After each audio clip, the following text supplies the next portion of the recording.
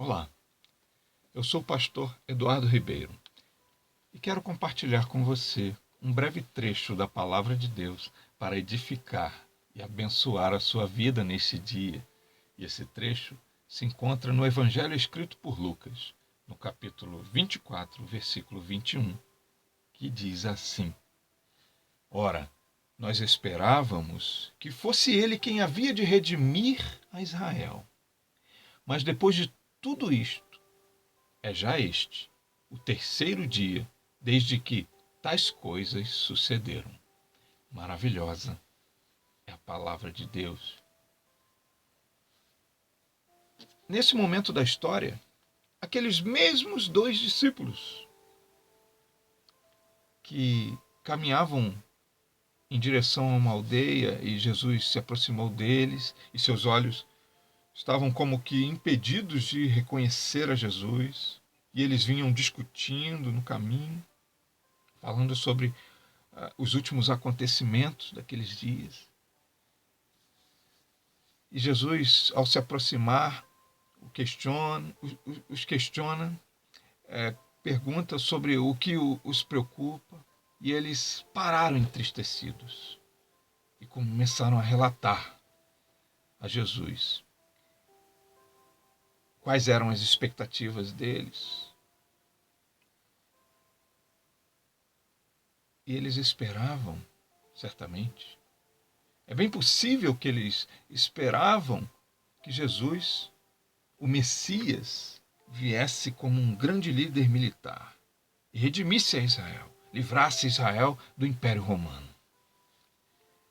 Mas Jesus não tinha essa característica, sendo ele um grande líder. Jesus era um líder servo, manso, um mestre. É bem possível que estes homens, assim tanto como outros, tenham nutrido expectativas erradas a respeito de Jesus. E ao longo da história, quantas pessoas não o fizeram assim? Não se aproximaram de Jesus, não começaram a seguir a Jesus, a caminhar com Jesus, mas nutrindo expectativas erradas a respeito de Jesus, ou a respeito de conviver, de ter um relacionamento com Jesus. E essas pessoas que assim o fizeram, muitas delas se perderam em suas frustrações, porque esperavam algo, esperavam que haveria como um passe de mágica e todos os seus problemas haviam de se acabar. Mas as coisas não são bem assim. A própria conversão, ela é um processo que se dá. É um processo. A nossa vida, na verdade, é um processo. Nosso relacionamento com Jesus, ele vai se desenvolvendo à medida que nos aproximamos dele, à medida que o obedecemos, à medida que cremos em sua palavra. E eles creram, eles estavam até então crendo num Jesus que não era as características de Jesus, não eram aquelas. Pelo menos não era o momento de Jesus se apresentar daquela forma, conforme as expectativas daqueles homens. E nós vemos muitas pessoas com entendimento enganoso sobre as Escrituras Sagradas e sendo levadas por ventos, por doutrinas terríveis, que não vem ao caso citar aqui. Mas eu quero te dizer que existe um evangelho triunfante que nada tem a ver com o que se vê por aí. O evangelho triunfante, verdadeiro, o que Jesus ensinava e que posteriormente os discípulos viveram também e o ensinaram.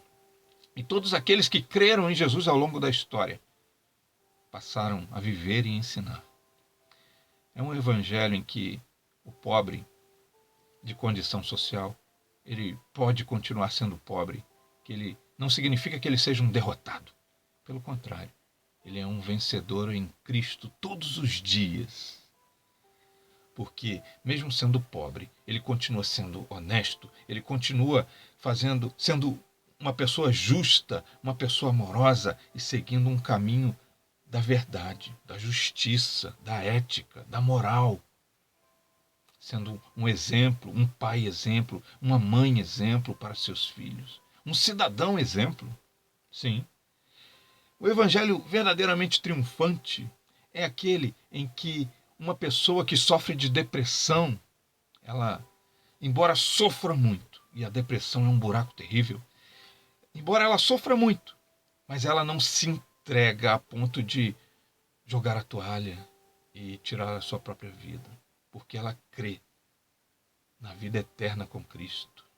E ela vai triunfando dia após dia, vencendo aquele buraco enorme, aquela tristeza que parece não ter fim dentro de si. Quão difícil é. O evangelho triunfante, verdadeiro, é aquele evangelho em que alguém totalmente viciado e dependente das drogas vai vencendo o vício pouco a pouco. Pouco a pouco. Porque ele crê que Deus o tenha assistido todos os dias.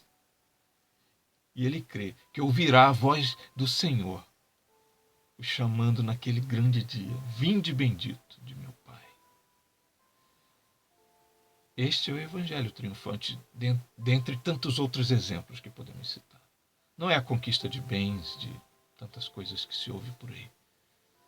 Ainda que nós não tenhamos nada, tendo Cristo, tendo o Senhor Jesus em nosso coração, nós somos ricos. Creia nessa palavra. Viva esta palavra. Essa é a verdadeira expectativa de Cristo que nós devemos ter. Deus te abençoe.